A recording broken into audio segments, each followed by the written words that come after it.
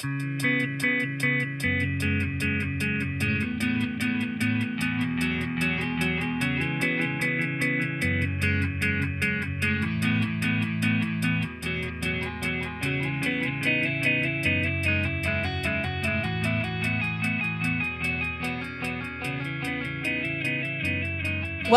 to Real Talk, First United Methodist Church Pearland's podcast, a place where we have real conversations about faith, doubt, and everything in between with real people. I'm your host, Pastor Thea, and I'm so glad that you have joined us today. I am joined by my colleagues and fellow pastors, Reggie Clemens and John McClure, and welcome to Season 3. We are really excited to continue to offer this space and this place to reach those who may not yet be ready to enter our doors, but still curious and looking for answers to big questions and some real talk about God, church, and everything else. We'd also like to invite you into the conversation. So we're going to try something new this season where we're inviting our listeners to comment on YouTube or Facebook or wherever you're capturing this episode. You can also send emails directly to any of us, and we'd be happy to try and answer those on air as well. And so we're excited to, like I said, invite you into the conversation. We want to hear your questions, your comments, your feedback. And I thought we could start our Season 3 today opener by just talking together. What have you heard about the podcast? We've got about 20 episodes out there, 22 episodes out there, almost 3,000 views total. I was calculating those numbers this morning. And so what are some things you're hearing from people who have listened in or tuned in? I would say probably the biggest thing is people's willingness to really share how much they've enjoyed seeing our students. That's one of the biggest feedbacks that I think I've gotten this year has been just the fact of that they love their honesty and their openness, and they love hearing their opinions on things, and really just praising the fact that we would, as crazy as it sounds, allow that, which is one of the things that we love to hear and see. So that's probably the biggest thing that I've gotten this year. I'd probably say that the subject matter has been varied, hasn't pretty much been the same focus each week in each podcast. So you get something different, you get different perspectives and different views. I probably, to be honest with you, have actually talked to more people that are actually at the church than outside the church, which is why I'm kind of excited about this ability for people to offer commentary directly on the platforms, so that we will hopefully hear from some people that we don't see every week and that we don't necessarily know already how they're thinking about things. So looking forward to that. Yeah, it's always fun when someone's like, oh, I listened to the podcast. And so I say, well, which one? Which episode? And it was one from 5 or 6 weeks ago. You know, like they're not always currently like listening right there with us. But I think that's really fun. And then they usually have told me they've listened to 2 or 3 at a time. So I think that's really interesting that they listened to one and then wanted to hear more. And like, what else are you talking about? And I think the biggest that people have shared that they have appreciated that it is a long form conversation. So it's not a 20, 25, even 30-minute sermon. It's also not in the preaching kind of realm. It's more of a conversation. It's where there's this dialogue and again, these varied voices, and you can kind of ask a question and go deeper, and it feels, more conversational and relatable. So I'm glad people have been enjoying and liking and continuing. And so I'm excited to see where this new season will lead us as well. Well, it's 2025, new year, new you. And so we thought we would talk a little bit about what does it mean to really thrive? What does it mean to strive toward, success, greatness, something better than we used to have? And so let's just open it up. And what does that mean to you? What does it mean to thrive? I would say for me, it really means to get out of a mode where you just exist, where you're just pretty much there, going through the motions, doing the same stuff you've always done. And as I pretty much say a lot of times, we do tend to sometimes do the same things and do expect different results, and then are surprised when we don't get any different results. And I'm like, well, what would you expect? So I think from a standpoint of thriving is getting beyond existing to where you're actually having a goal and actually succeeding in that goal. And it's kind of funny. I think that you use the word success, which is a word that even as we talk about it from this concept makes me nervous, because People look at success in different ways in terms of what it means to be successful or whatever. And I think I've certainly come to find out that sometimes people can actually deem themselves being successful, and yet they're still not thriving. They may have actually accomplished something, or they kind of checked off the box. You can actually say I've succeeded if I check off the box. If that was my goal to check off the box, well, I'm not really doing anything.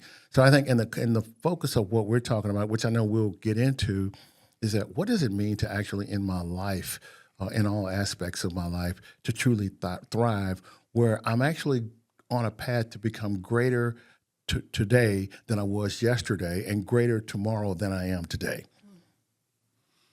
Yeah, I was thinking about that the other day of the motivation of thriving in something is the aspect of always looking to be better than where you were. I think that's kind of one of the things that was always talked to me, and I think we've had conversations about the opposite of thriving or doing is mediocrity, and looking in that, and so I think literally for me it would be thriving would be constantly seeking to move towards being better. I think it can be summed up as simple as that. Yeah. When I think about thriving, I keep kind of mirroring that with when we talk about infants and they're like a failure to thrive, like this just, and so then I think, okay, well then what's the opposite of if a child has a failure to thrive?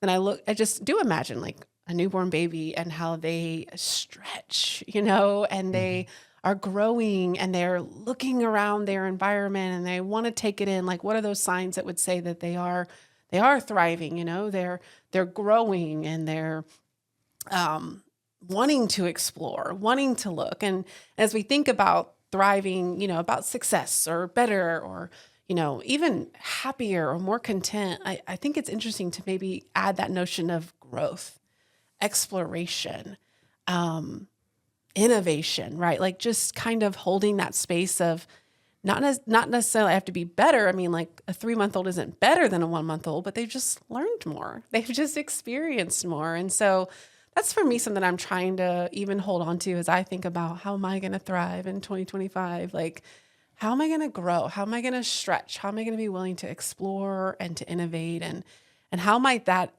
add a new layer or a better, richer, more true layer to my life so that I am maybe thriving more than I was in 2024? I think that's really good, the comparison, particularly to babies and to children. If we look at it from a developmental perspective, you actually have and certainly doctors do, you have a different expectation of what a child should be doing at 1 year old versus 2 years old and then 3 years old. And if you have a 3-year-old kid that's still basically at a level of a 1-year-old, then they're obviously not thriving. They're not doing that. So I think that's kind of like how I see it, that there ought to be something to where there is that continued growth, that continued development in whatever it is we do, that we're actually becoming better at it. And that, to me, thriving is not something that actually has an end game. It's not where you get to a finish line, that no matter what we're doing, we're constantly building upon that and growing in that, and then also helping others to grow in that aspect. Yeah. Well, that lack of inline or completion, it does remind me of what we believe about our faith, and is that while we are going on to perfection, that we do believe that we can attain it or maybe pieces of it, but that it is a continual, and we've never tend to not ever really actually make it. I tend to say, well, if you think you've made it, well, then that's just proof you're not yet there.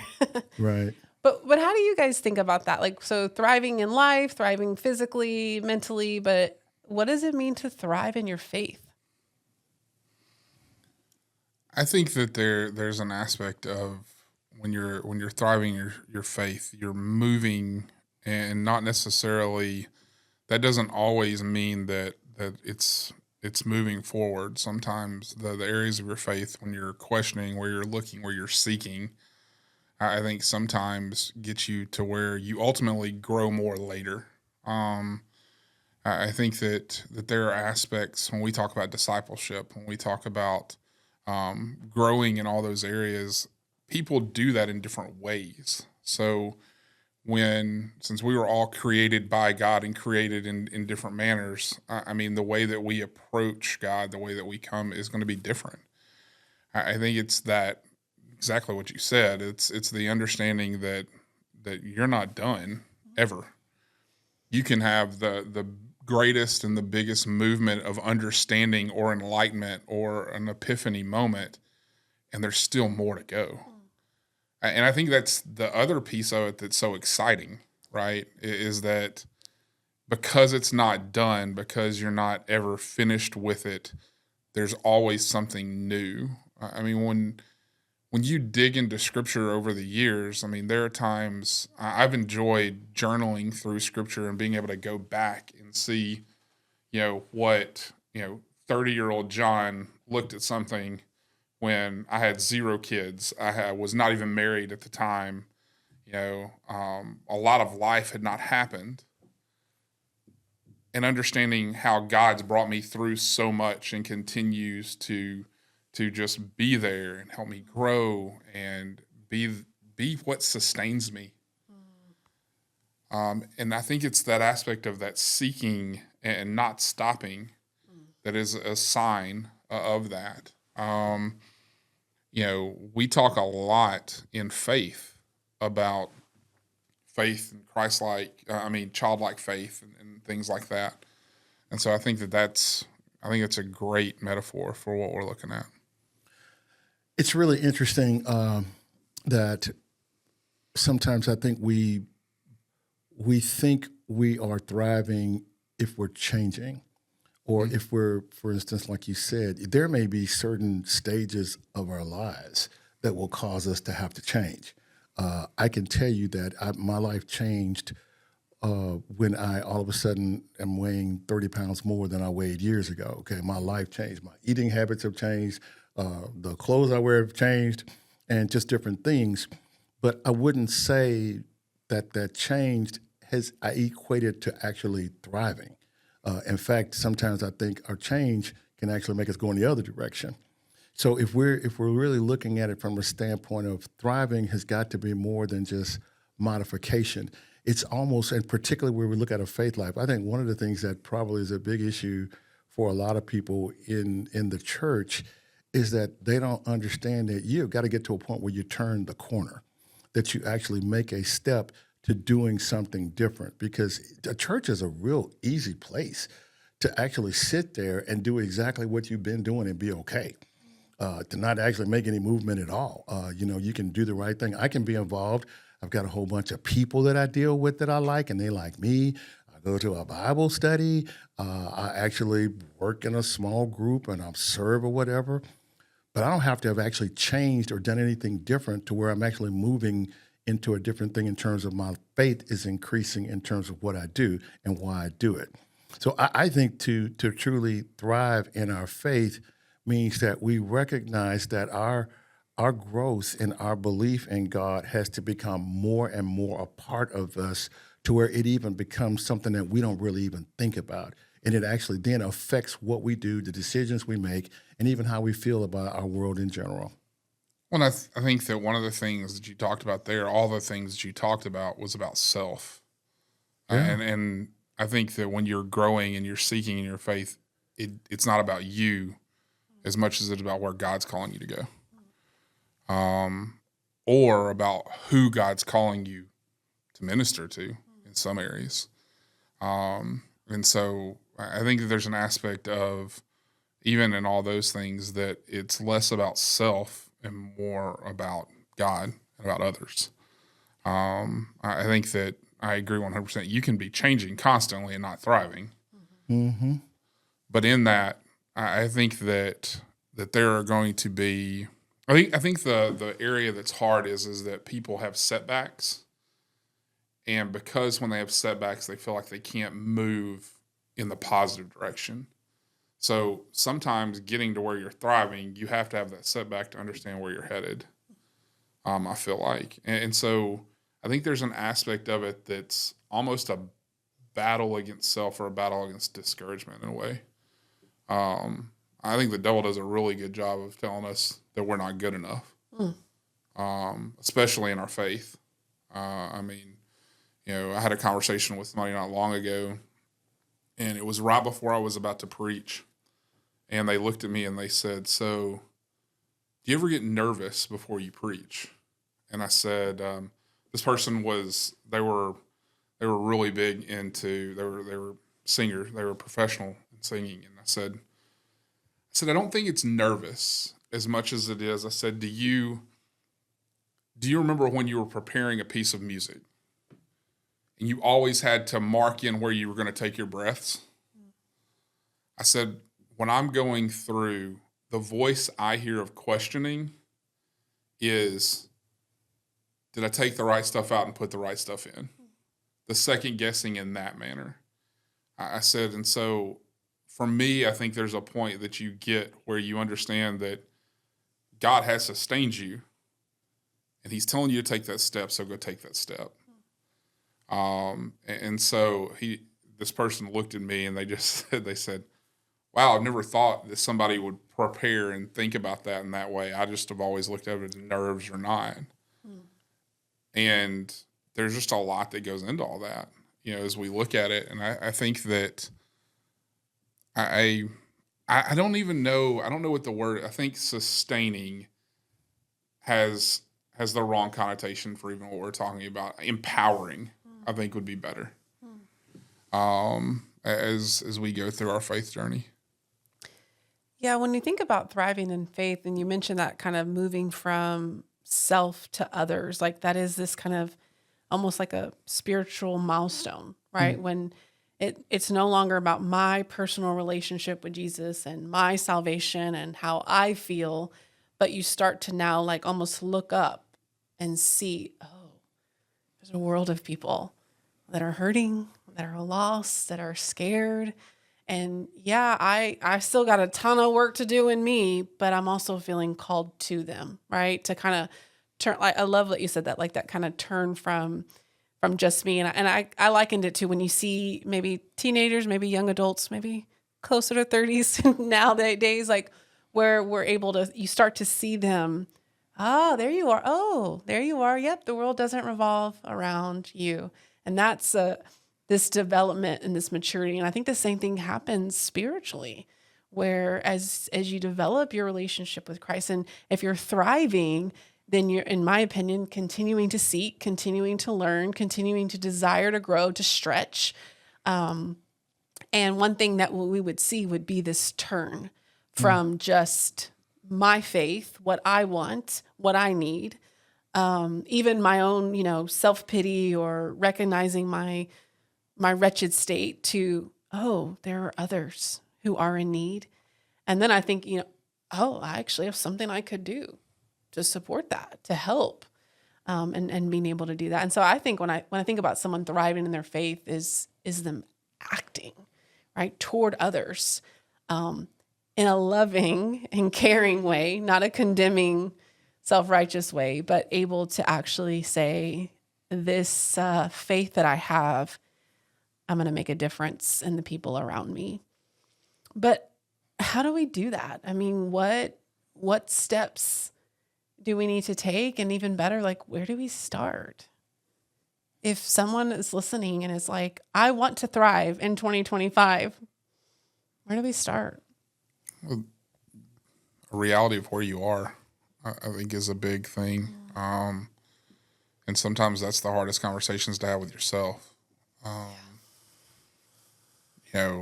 It's, we like to lean into the areas that not only in our faith, but in our lives that we're really good at. We don't like to lean into those rough spots and understand that there's holes that have to be filled, or there's rocky areas that have to be smoothed out. And so, I think that's always a great place to start. Yeah. So I wonder sometimes when you talk to people about faith, what does that actually mean to them? Does it mean something from the perspective of, well, I have faith that if I pray to God, then God's going to answer my prayer in the manner and way that I need him to answer it? Or am I going to get what I want is that it is our faith in God more. It's actually, I think, greater than that. And what I mean by that is that I have faith that God is going to be God. I have faith that God is going to do what God is going to do in any and all situations. I have faith that God has created me to be an individual that will truly get beyond just me and get to a point where I'm actually more thinking about his creation, his people, and doing the things he calls us to do. So I wonder, to me, if I'm thriving in my faith, that's what's increasing for me. I am actually I think we're all really kind of saying the same thing. I'm actually having less reliance on me and more reliance on God, and more reliance on what God has actually already instilled within me to allow that to manifest itself, to do that. That, to me, is what I'm actually truly believing in. If you truly ask a bunch of people, do they have faith? I think even if people said yes and or no, I think the next question, well, what does that mean to you? Or what exactly, when you say you have faith, what does it mean? What do you have faith in? And I think, to me, when I talk about my personal faith, and I certainly had to come to this realization, it was more for me that I am really going to truly trust God, that God is going to allow me to utilize everything that he has given me to do what he is calling me to do and has called all of us to do. But I am going to rely on God and actually not have any fear to let myself go and do those things, to truly be the person that he's called me to be or whatever. That, because otherwise, then I'm kind of making that decision. So I'll be comfortable. So I won't be nervous. So I won't have any fear about it. I will tell you, a great thing to me is that when you realize the greater faith you have, the less fear you have, to be able to just go ahead and let go and let God just use you or allow you to use yourself according to his purpose. And so that, to me, if you can, like he said the same thing, almost like when you make that change, turn that corner, when you say, okay, I get it now, you haven't arrived. You realize that you're not there. You're realizing, okay, now I kind of know where I need to go. Now I know the things I need to do. Now I know the work that I need to put in to truly become even greater and greater as a disciple, as a person of faith, as a person that believes in Jesus or whatever. And I think that's where, if we get it right in terms of really equipping people to thrive, the simplest thing for us to do for people inside and outside the church is to get them to realize you need to do something. You need to do something to move from where you are, because you may be thinking that you're thriving and you're actually just existing. Do you think that, as you were talking about people with that, like asking the definition of faith and going through that, I immediately went to people that were young in their faith or just coming to it. Mm-hmm. Like that was where my mind went. Have you ever had the problem of, even as you're explaining it, even as you're living it out, like that continual understanding of what you're trying to say, like them getting that? So are you asking me, do people get it, or so as you were talking about defining, because faith is so big for all of us and different, sure. Right? I immediately kind of went to as the young person, like mm-hmm. Not even a young person, but somebody that's new in their faith, mm-hmm. and the aspect of most people at that beginning, they hit that mountaintop area, and there is no fear, there is no nothing, just like you were talking about, and then the next thing happens, and it's like, oh, why is this bump in this road here? Mm-hmm. And then that questioning of that faith.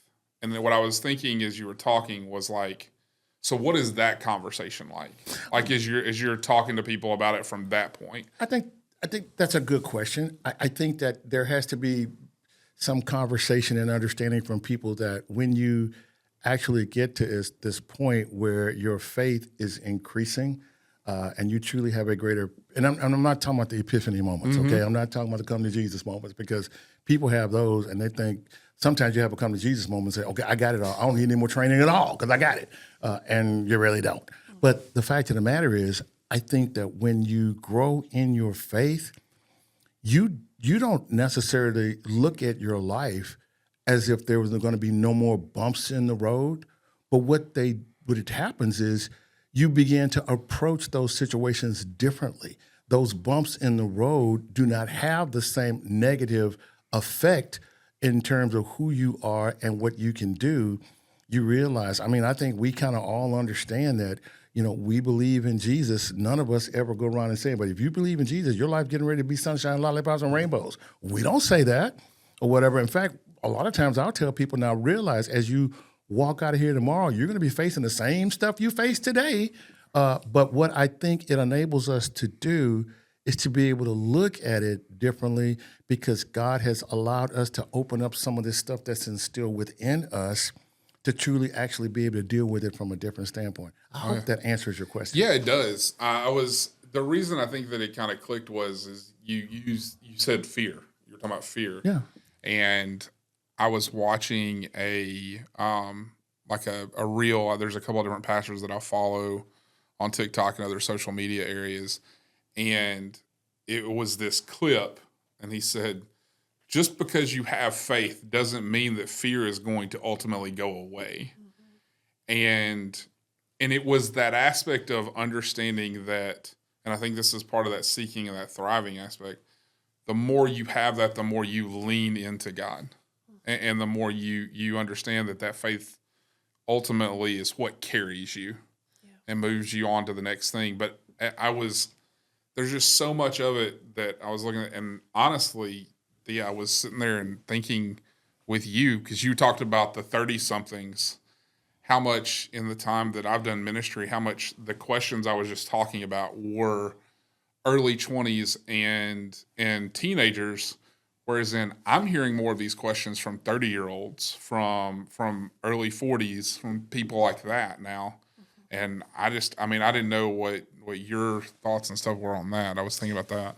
Yeah, I think we're going to talk about where to start if you want to thrive in your faith is 100%. Where am I? What, mm-hmm. And almost just this, well, what do I believe? And I would even push, and what has led me to that belief? What, who told me that? Who modeled that for me? Who showed me that? What have I experienced? And I think sometimes when you do that hard work of saying, what do I believe and why, you can start to realize that while you may have been told something, your experiences have been different. Sure. And don't always support that, right? Or this beautiful thing called reasoning, right? Where you say, wait a second, I've been told this and I've seen this, but that doesn't make sense to me, right? That can't possibly be the behavior of a loving, kind, all-giving God, right? And so I think definitely if you want to thrive in faith, you have to start with where are you? And then I would firmly agree and ask those hard questions. Well, what is my faith? What do I believe? And what does that mean to me?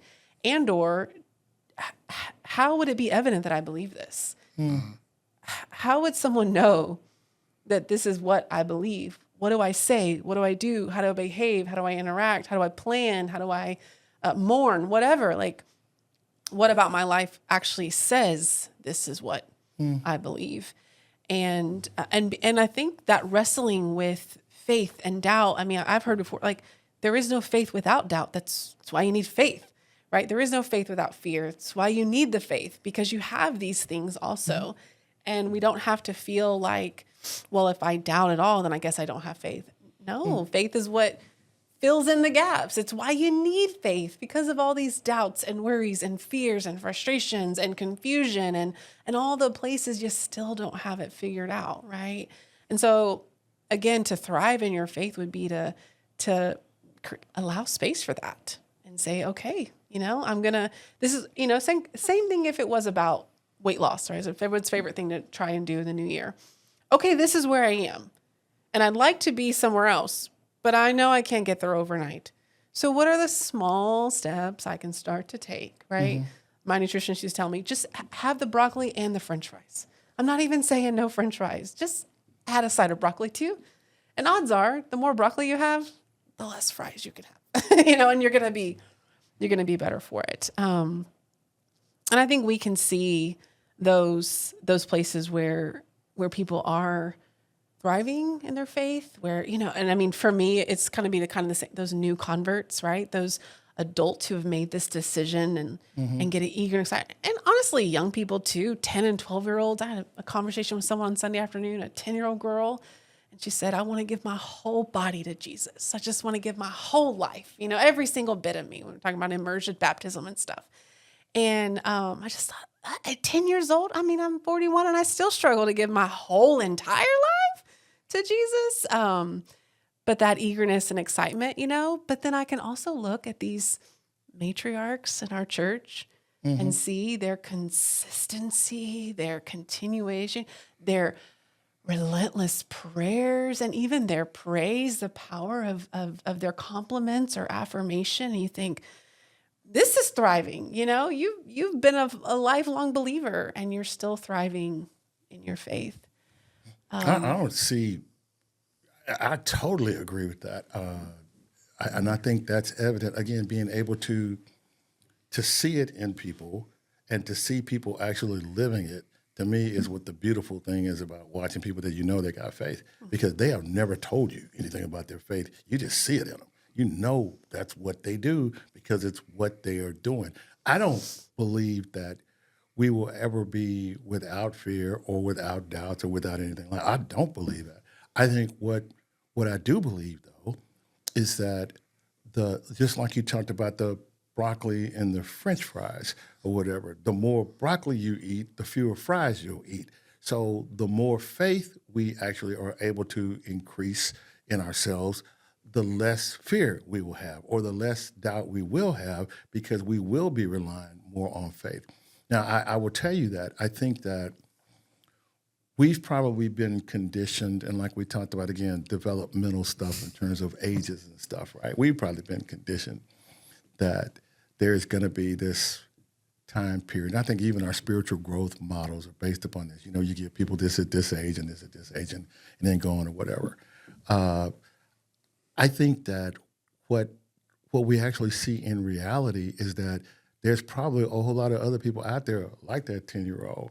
What will probably happen, or not, hopefully not to them, but what sometimes does happen is, though, you have people that they're actually ready to give it all up right then. I'm ready to do it right now. I'll give Jesus, give it all to you right now, my entire body and soul or whatever. And then the world gets busy with them. And then they start basically backing up on some of this stuff. And then there's all of a sudden fun to have and growth that you continue doing. So life gets in the way.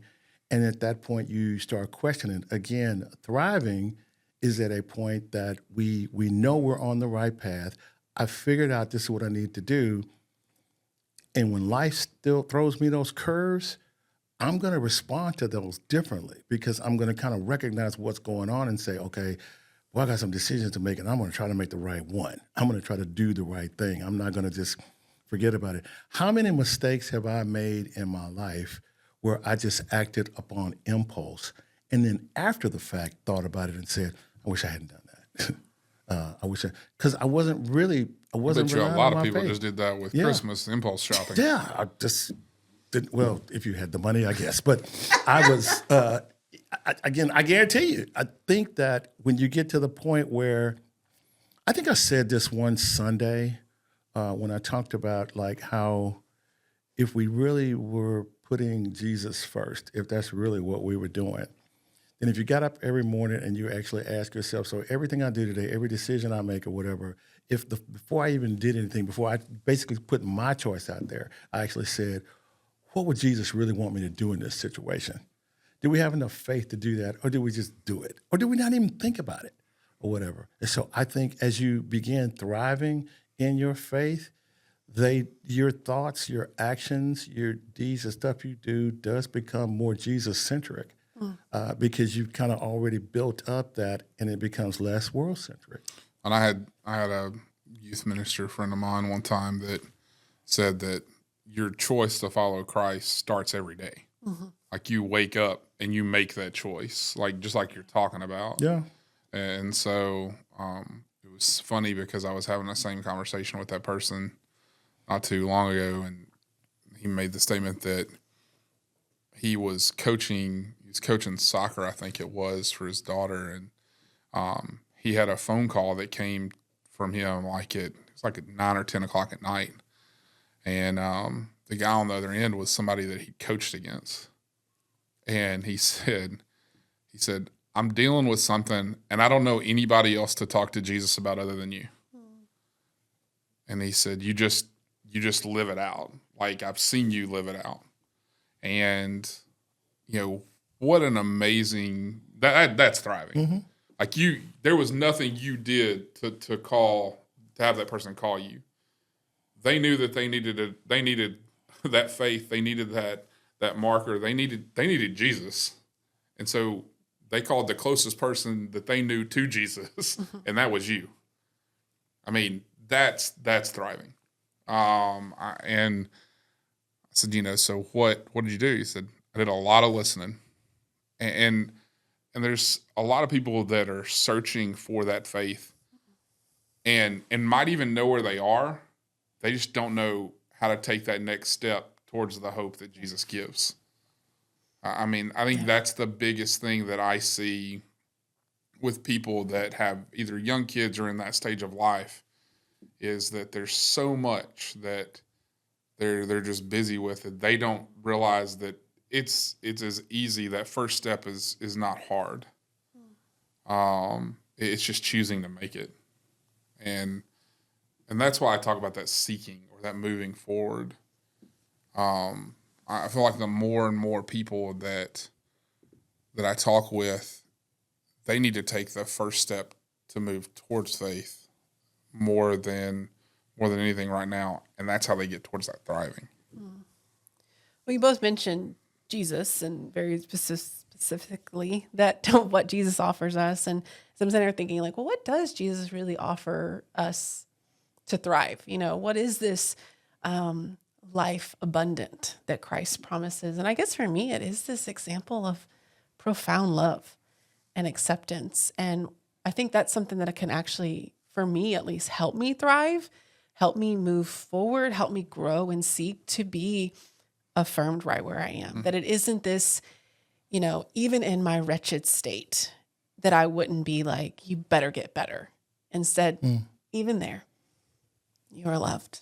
You are more than enough already. And while God has better plans for me, it's not out of some sort of accomplishment I need to achieve, but really just this gift of abundance, gift of abundant joy, of peace, of contentment, of love. And to say like, hey, yes, right where you are, I'm going to meet you there and we're going to sit there as long as you want, but I am going to offer you a whole nother way. And it's going to be hard and it's going to be scary and you're going to have to give up a lot more than French fries. And I'm going to be with you every single step of the way. I don't know. That's for me what Jesus offers in a striving to thrive. How would you describe it? I think that would be the first thing I would say, just like you did. Jesus offers us love. He loves us. He also shows us how to love. We can certainly read scripture, and Jesus is constantly saying, if you just do this, if you do these things, if you look at things and act a certain way, this is actually teaching us how to love. There's nothing wrong with Jesus' teaching. What typically is wrong with it is whether we accept it or not, and then how we apply it. So from the standpoint of what Jesus said, it's pretty simple in terms of that we are to love one another. That's what he said, love one another. That's what you should do or whatever. Now, I think as we look at it, just like the whole thing, love your neighbor. I'm like, Jesus, have you seen my neighbor? Do you know what kind of person they are or whatever? I'm finding it difficult to find out how you could love them, much less ask me to. But again, the thing that we fear, one of the reasons that I think we live in such fear is we want to live our lives so conditionally. We want there to be conditions or certain aspects of what we do. This applies unless this is going on or unless I'm doing this. So what if we would just truly give up on that? Say, Jesus said love unconditionally. that means I can't make a decision of who I love, how I love them, or whatever if I'm going to do exactly what he said do. I'm just going to love them or whatever. That scares a lot of people to death. It scares the world to death because, again, now all the stuff that I've learned growing up, all the feelings that I've come to have about folks and different things I don't like about them, you're telling me I need to put that away and I need to unlearn all that behavior or whatever, which again means I'm going to have to do something and I'm going to have to want to do it and I'm going to have to like it or whatever. And I'm like saying, well, I don't know if I'm ready for that. So if I'm going to, first of all, recognize that Jesus loves me, because I would tell you this, I think we do have, it's difficult sometimes to truly talk to people when they're not feeling worthy and actually say, even though it says it right there in the red letters, how Jesus loves us, okay, in spite of us, Jesus loves us. But I think even what's more difficult is for him to tell us now, you need to love everybody.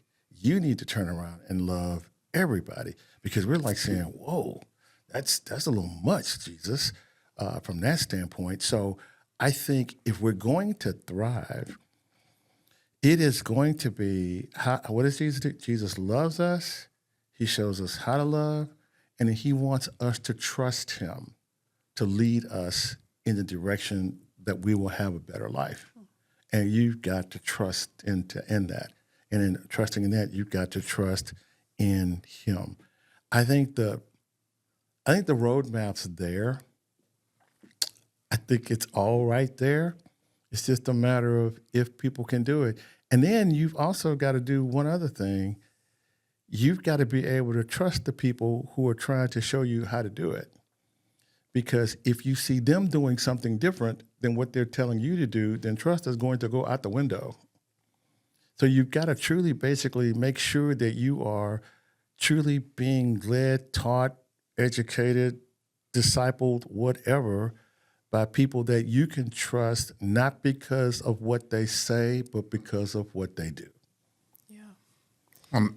I would say that the thing I thought about was, as you were talking about, Jesus and thriving, I think that you have the opportunity to thrive because of Jesus. Absolutely. It seems maybe a little bit too simplistic sometimes, I feel like, when we say things like that, but the sacrifice that was made, the sacrifice of perfection for us, gives us the ability to have the opportunity to thrive. Because it's just like Reggie said, you still have to choose to. I can remember, I was talking to somebody yesterday, I can remember before we all had smartphones, going and either having a map in the glove box or printing out MapQuest like directions. Yeah. But to get there, you had to follow them. And if you did the MapQuest and it was too far, you were going to have about 10 pages, and you better staple them together, because if you get something out of line, you're going to get lost. But I remember doing that and understanding that there was no switching middle of the road to try to find a faster way if you ran into a wreck. You could pull out the map and try to find an alternate route through. But that's where we're at. It's literally as simple as perfection came to this earth. Perfection died for all of us. Perfection loved us despite who we were and who we are, and continues to give us that ability to choose, to follow towards perfection. So if that's who Jesus is, how are we supposed to do the same? We, the body of Christ. My theology of how Christ lives through us, the church, right? Fellow believers in committed connection. How do we help others thrive? We're going to have to be more committed and more dedicated to really show people how Jesus said do it. and doing it that way. Now, whether that's through classes or sessions or seminars, I think that's a lot of it. But I do think a lot of it is about people being able to walk into a community and see you doing it. And then I think they're going to grasp that. I think we've actually talked about that from the aspect of like worship. You can walk in a place and everybody could actually truly feel that they're just in this worshipful place, and they could be sitting there. I could sit here like this and say, but I'm truly worshiping God right now. And to a lot of people walking in, that's not what they're going to see. They're not going to get that. They're not going to understand that or whatever. But if you come in and you're hearing people singing and you see joy, you know there's joy in the room or whatever, and you can see it as people are responding, then you can see that and they can make people, I think I want to be a part of this. So I think what you said, the church of Jesus Christ, what I believe people need to be able to see is the church of Jesus Christ actively doing exactly what Jesus said do, and actually doing that everywhere we go or whatever. I think I've actually said before, we need to stop focusing on building churches. We need to focus on building the kingdom because that's what Jesus did, and we need to truly work on doing it that way. And again, whether it's GPS or MapQuest or Key Maps, which is what I used to use when I was in the mortgage business. You know, you paid $1 million for this orange book that changed every time they did road construction, but weighed more than the left side of your car. Exactly. But no matter what it is, the map's there.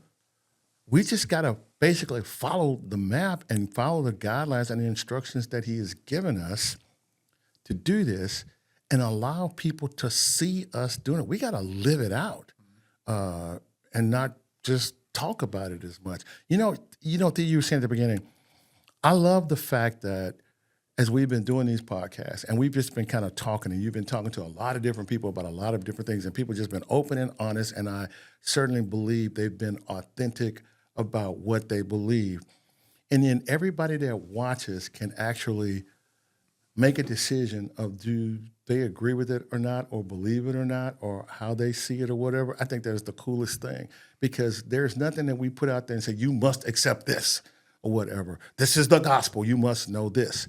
But I would truly say that what I do believe people will come to those types of conclusions when they actually see it in action, when they actually see you living that, then that's what they do. So I think that's what we should focus on doing in order to make our churches thrive and to make the people in our churches thrive, so that our communities can thrive, so the world can thrive. Yeah, for me, I think the way that we live out this hope that Jesus offers is by being in relationship with our community, by being, relationship with our neighbors, physically, like literally the people we live around, people that are, in the building across from our church, in the 3 or 4 streets around our church. But then also like really working to fill their needs too. I mean, to actually make a difference, right? To really live out this truth that we exist not for ourselves, right? We have our salvation. We have the gift of grace. We have this ongoing perfection and sanctification that Christ is doing in us. And the way that actually happens is, again, when we turn. So not just individually when I turn outside myself, but when we, the body, turn outside of ourselves and say, oh my, there's a world of people hurting. There are people hungry. There are people needing clothes, needing water, needing a safe, warm place to be. How could we offer that? How can we extend our arms, open our doors, go where they are and serve them with those needs? And we all know that this is why churches do like service work. We're changed by that. We're changed by that opportunity. If you've ever done a short-term mission trip, you head overseas and you think, I'm going to save the world. And you come home different. You come home changed. And those people might remember when those Americans showed up for a week, but you'll never forget. I don't know, for me, I'll never forget the week I spent in Ukraine. I'll never forget those times. And so when we're willing to, again, turn outside from ourselves and start to reach to those around us, I think that's when we, the church, Christ's body, offers the thriving that Jesus offers and extends. I think it's a continual invitation to it as well. And I say that from the stance of Jesus' invitation never stops. But I think that more and more people I come in contact with feel that there is an aspect of either not being accepted in it, or that invitation wasn't for them, maybe. And there is just this understanding of what they think the person Jesus is looking for is. And I think for us to thrive and be as Jesus is, we have to continually remind people in those relationships, in that sharing through their actions, Reggie, that we are all created by God, and that in that sacrifice that we talk about and in that dying, it was done for everyone. And that no matter where you are to make those steps towards it, everyone has that opportunity. I was extremely honored to be able to walk into my kid's school in middle November to pick up one of my kids who was unfortunately sick, and have teachers walk up and talk about how that if it wouldn't have been for our church's actions, they wouldn't have had a trunk or treat. And that's little stuff, right? But it's the actions of being out and sharing. And that teacher looked at me and said, so when do y'all meet? And I'm not saying that the end all be all answer is at 8:30 or 10:45 on Sunday morning. I'm not saying that, but I am saying for some people, the fact that stepping into a church is something that might be almost impossible for them. I saw something that I never in my life would have thought that I would see. And that is, I saw someone's love for someone else, and this was early December, in which they had a relationship with somebody who completely and totally disagreed with everything faith-wise that they had. A person who has no relationship and ultimately in some ways doesn't want to have a relationship with God. Give a eulogy for someone in a church. To live your life thriving would be to love that way. To love unconditionally or without expectation of what you're going to get in return. Because that's ultimately how we're loved. And when you live that and when you experience that, some people say joy, some people say that it brings them peace. The word that and the feeling and the thing that I continue is hope. In a world where so many people feel so hopeless, it is the thing that gives us hope. Yeah. Well, speaking of hope, is there maybe one word or two you'd like to offer anyone who is seeking to strive today? One bit of hope, suggestion, next step? Well, I would say that for me personally, and I don't want to use the word risk, but I'll just say it straight out. I would love to have an opportunity, particularly because of what we're doing here, to be able to talk to people if they are feeling that way, whether inviting them to come to our space or meeting them somewhere else or whatever. But I think what really gets to me is that there's a lot of conversations that take place that people have. There's probably some people right now having a conversation about how hopeless they are and how the world offers no hope, and it's just everything's going to hell in a handbasket or whatever. And what I think, one of my mantras in terms of saying people is that I think we waste too many time having conversations with people that can't do anything about our problems or whatever. So what I would like is an opportunity to say, hey, just call us. Call any one of us. We can meet you collectively. We'll meet you individually. We can meet you at the church. If you have no desire to come to the church, we'll meet you anywhere. But let's talk through some things to give some people some thoughts and ideas. And the fact, because I am not a hopeless person. And in fact, if I were hopeless in anything, the last person I would be talking to is someone that's hopeless like me.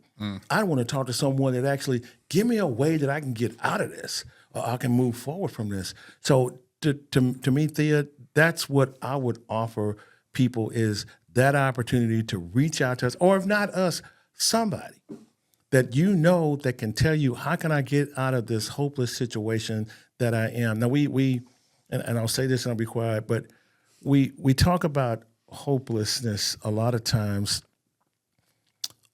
based upon our material situations in terms of where we are, or life situations. Like, it's like I need to pay a car note and it's hopeless I don't have the money, or something like that.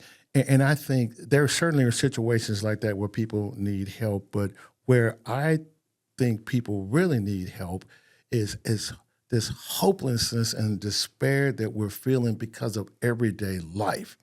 And that's where I think we can actually help people get off that path. But all I can do is say, I'm here, I'm available. We can certainly help you get to that point. So that's what I would offer right off the bat. I think that when I talk about the hope aspect of it, there's never a point where you're too far in one direction. Like, you're never so far away, or you're never so low that hope is not still offered. And that I believe in a God that all the places that you are right now, all the things that you feel, all the things that you're going through, as you said, the world, just kind of, sometimes the daily grind, right? That God understands and knows where you are. And that in that, to have the creator of all of this, the creator that anything that has ever been and ever was and ever will be, to know you that deeply, I think that is just another level of hope. And I say that because if you realize that and you know that, you're never alone. In the farthest and darkest places that there are, the light of the world is still there. Yeah. I think the only thing I could offer is, if you are today striving to thrive, awareness is the first step. And so you are okay. Then you're recognizing that your life is not where you want it to be or where it could be. And so you're already on the path. Give yourself a pat on the back. You're recognizing, I do want more. I believe there's more for me. I believe God has more for me, more growth, more discovery, more joy, more contentment, more turning outside of myself to those out there. And so thank you for this conversation. Thank you for being willing to dive into kind of a really maybe big and feels kind of vague, and try to get really clear and honest about what it really means to thrive. And thank you for listening. Once again, I would love to invite you into the conversation. I'd love to hear some of your definitions of what it means to thrive. What is the hope that Jesus offers? How can the church be better at helping people to thrive? I would invite you to leave your comments and or send those to, you can send them directly to me, to any one of us. We'll have those links in the show notes. Those are also available on our website. We would love to hear from you. Like I said, what are you thinking? What are some of your answers? I also want to invite you to share this community by simply liking this episode. You can also subscribe and or follow this podcast or this channel on your YouTube. Those things I know feel silly, but they actually matter. They increase our ability to reach those who may not come across us any other way than that this video is gaining traction, and so that they can also be invited to this conversation. I also want to invite you to consider joining us, learning more about who we are at First United Methodist Church Pearland. You can check out our website at fumcpearland.org, and we worship on Sundays at 8:30 and 10:45. Both traditional and contemporary worshiping communities. All are welcome, and we hope to see you soon. Thanks for joining in. We'll see you next time. Real Talk Podcasts is produced by First United Methodist Church Pearland in collaboration with Pearland Podcast Studios, recorded here in Pearland, Texas. We invite you to check out our website at fumcpearland.org to check out additional events and opportunities for you to engage in real talk about faith and relationships.